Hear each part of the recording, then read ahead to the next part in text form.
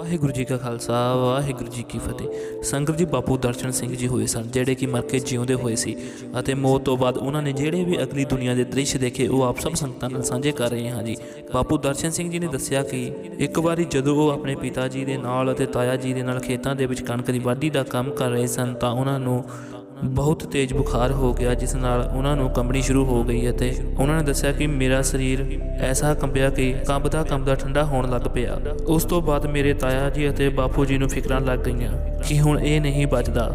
ਉਹੀ ਕੰਮ ਹੋਇਆ ਕਿ ਮੇਰੇ ਕੰਬਦੇ ਸਰੀਰ ਵਿੱਚੋਂ ਮੇਰੀ ਰੂਹ ਬਾਹਰ ਨਿਕਲ ਗਈ, ਪਰ ਮੈਨੂੰ ਨਹੀਂ ਪਤਾ ਸੀ ਕਿ ਮੈਂ ਮਰ ਗਿਆ ਹਾਂ। ਪਰ ਮੇਰੇ ਨਾਲ ਉਹੀ ਟਾਈਮ ਇੱਕ ਐਸੀ ਘਟਨਾ ਵਾਪਰੀ ਕਿ ਮੇਰੀ ਸਾਲੇਹਾਰ, ਜਿਸ ਦਾ ਨਾਮ ਬੰਤ ਕੌਰ ਸੀ, ਅਤੇ ਉਹ ਮੇਰੇ ਕੋਲ ਆਈ ਤੇ ਮੈਨੂੰ ਕਹਿਣ ਲੱਗੀ ਕਿ ਚੱਲ ਮੈਂ ਤੈਨੂੰ ਨਾਲ ਲੈ ਕੇ ਚੱਲਦੀ ਹਾਂ।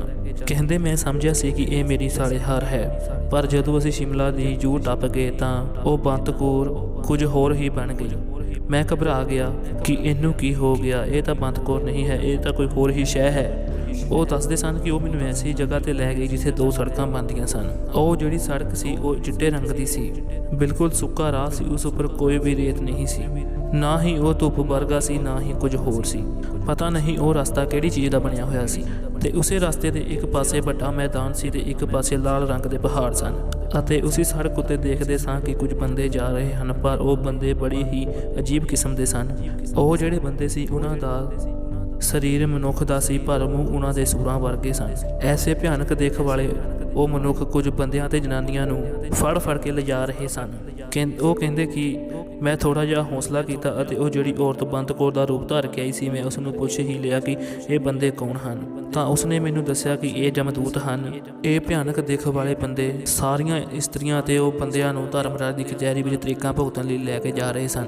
ਫਿਰ ਉਹ ਮੈਨੂੰ ਕਹਿਣ ਲੱਗੀ ਕਿ ਚੱਲ ਤੈਨੂੰ ਕਿਤੇ ਹੋਰ ਲੈ ਕੇ ਚੱਲਦੀ ਹਾਂ। ਉੱਥੇ ਦੋ ਰਸਤੇ ਜਾਂਦੇ ਸੀ, ਇੱਕ ਮੈਦਾਨੀ ਰਸਤਾ ਅਤੇ ਇੱਕ ਪਹਾੜੀ ਨੂੰ ਜਾਂਦਾ ਸੀ। ਫਿਰ ਉਹ ਦੱਸਦੇ ਹਨ ਕਿ ਉੱਥੇ ਮੈਂ ਖੜੇ ਦੋ ਗੱਡੇ ਵੀ ਦੇਖੇ ਜਿਨ੍ਹਾਂ ਨੂੰ ਜਮਦੂਤ ਹੀ ਚਲਾ ਰਹੇ ਸਨ। ਉਹ ਜਿਹੜੇ ਦੋ ਰਸਤੇ ਸੀ, ਉਹ ਬੰਤ ਕੌਰ ਨੇ ਦੱਸਿਆ ਕਿ ਇਹ ਇੱਕ ਰਸਤਾ ਨਰਕ ਨੂੰ ਜਾਂਦਾ ਹੈ ਅਤੇ ਇੱਕ ਰਸਤਾ ਸਵਰਗ ਨੂੰ ਜਾਂਦਾ ਹੈ। ਤਾਂ ਉਹ ਔਰਤ ਜਿਹੜੀ ਬੰਤ ਕੌਰ ਦਾ ਰੂਪ ਧਾਰ ਕੇ ਆਈ ਸੀ, ਉਹ ਕਹਿਣ ਲੱਗੀ ਕਿ ਆ ਤੈਨੂੰ ਨਰਕ ਦਿਖਾ ਕੇ ਲੈ ਗਿਆ ਵਾਂ। ਜਦੋਂ ਮੈਂ ਨਰਕ ਦੇ ਅੰਦਰ ਦਾਖਲ ਹੋਇਆ ਤਾਂ ਉੱਥੇ ਬੜੀ ਹੀ ਭਿਆਨਕ ਜਿਹੀ ਅੱਗ ਨਿਕਲ ਰਹੀ ਸੀ, ਜਿਸ ਨੂੰ ਦੇਖ ਕੇ ਮੈਂ ਪੂਰੀ ਤਰ੍ਹਾਂ ਨਾਲ ਕੰਬ ਗਿਆ।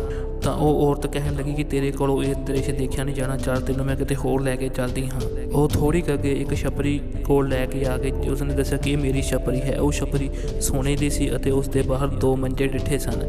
ਉਹ ਮੰਜੇ ਵੀ ਸੋਨੇ ਦੇ ਸਨ। ਉਸਨੇ ਇੱਕ ਮੰਜੇ ਤੇ ਮੈਨੂੰ ਬਿਠਾ ਦਿੱਤਾ ਅਤੇ ਇੱਕ ਤੇ ਆਪ ਬੈਠ ਗਈ। ਅਸੀਂ ਜਿੱਥੇ ਬੈਠੇ ਸਨ ਉੱਥੋਂ ਦੀ ਜਮਦੂਤ ਕਈ ਇਸਤਰੀਆਂ ਨੂੰ ਲੈ ਕੇ ਜਾ ਰਹੇ ਸਨ ਜਿਨ੍ਹਾਂ ਦਾ ਮਾਸ ਕੱਟਿਆ ਹੋਇਆ ਸੀ। ਤਾਂ ਮੈਂ ਉਸ ਔਰਤ ਨੂੰ ਡਰ ਕੇ ਪੁੱਛਿਆ ਕਿ ਇਹਨਾਂ ਦਾ ਮਾਸ ਕਿਉਂ ਕੱਢਿਆ ਹੈ। ਤਾਂ ਉਹ ਔਰਤ ਕਹਿਣ ਲੱਗੀ ਕਿ ਇਹ ਉਹ ਇਸਤਰੀਆਂ ਹਨ ਜਿਨ੍ਹਾਂ ਨੇ ਲੋਕਾਂ ਤੋਂ ਪੈਸੇ ਲੈ ਕੇ ਉਹਨਾਂ ਦੇ ਪੈਸੇ ਵਾਪਸ ਨਹੀਂ ਕੀਤੇ ਅਤੇ ਇਹ ਉਹਨਾਂ ਨੂੰ ਭਿਆਨਕ ਸਜ਼ਾ ਦਿੱਤੀ ਜਾਂਦੀ ਹੈ। ਵਾਹਿਗੁਰੂ ਜੀ ਕਾ ਖਾਲਸਾ ਵਾਹਿਗੁਰੂ ਜੀ ਕੀ ਫਤਿਹ।